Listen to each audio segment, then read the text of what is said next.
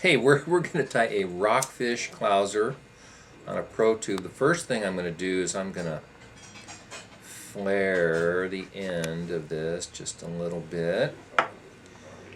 And because that tends to close up, I'm going to use a really nice Petagine tool.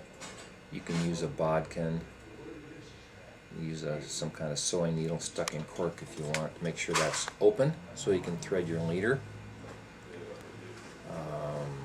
Put that on there. So you pick up some books on tube flies, and a lot of times they're using tubes and the ends are not flared. This is a Pro Tube micro tube. This is a Pro Tube micro tube. Thank you very much. It is. I think they almost always traditionally used epoxy. Is that confusing or what? I don't. So that's why I like to have that end flared. I'm going to use aluminum sea eyes to make a nice big eyeball on this thing. So I'm going to set this fairly far back.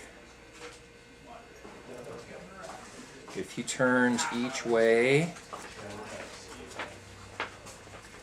And I think that's going to be a big enough head. We'll make it work.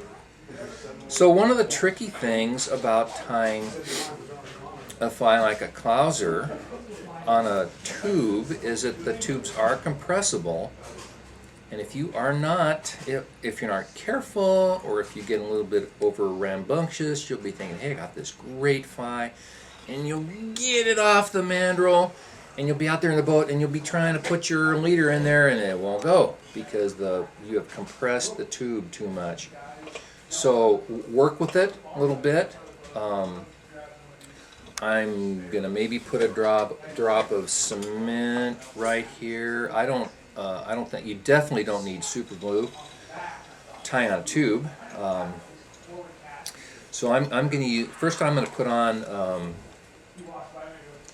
I'm gonna put on a belly and a lateral line at the same time. How about that? The lateral line is going to be red metallic crystal flash. And I'm going to make this kind of a longish fly. We want to get some nice big rockfish. And you know what? This is a great fly for coho as well, and kings in saltwater. So remember, these aluminum sea eyes, and it's tricky. It's tricky to work around these things. They're so big. I'm very gently going to get my thread around there so it doesn't roll. I'm barely held there. And then I'm going to roll it back on top. And I'm going to work my thread towards the base of the eye. I'm going to come around behind and nice and tight in by those eyes. I'm going to secure it.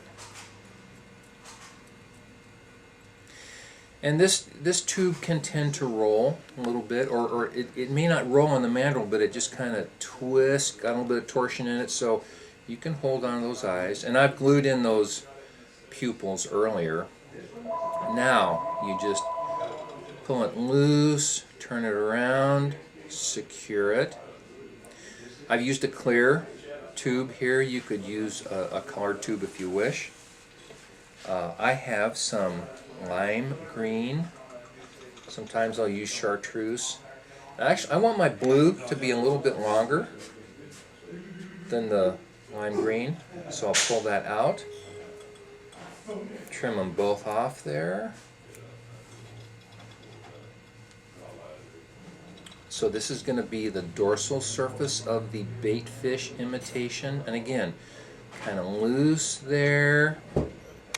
Get it positioned, tighten down a little bit, then do a bit of trimming in the front.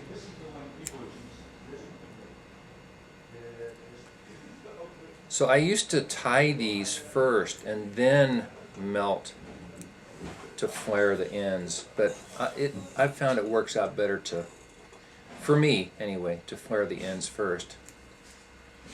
Then I'm going to have an overtopping of this mixed colors crystal flash. I really like it. And I definitely make that longer than the blue.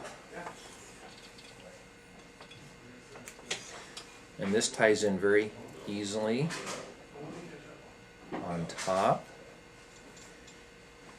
Get this all positioned. Now I'm going to hold that tight. And I'm going to go right down close to the end. And you see as I'm doing this, my tube is turning a little bit. So I just pull it back. I just want to build that head up a little bit. These do make very nice heads when they're epoxied. Use a 5-minute epoxy, and I'll try to wind this right back snug against the indentation in those eyes. And I'll do a couple of sets of whip finishes. And somewhere around here I have a fly that has been chewed on by a whole bunch of rockfish.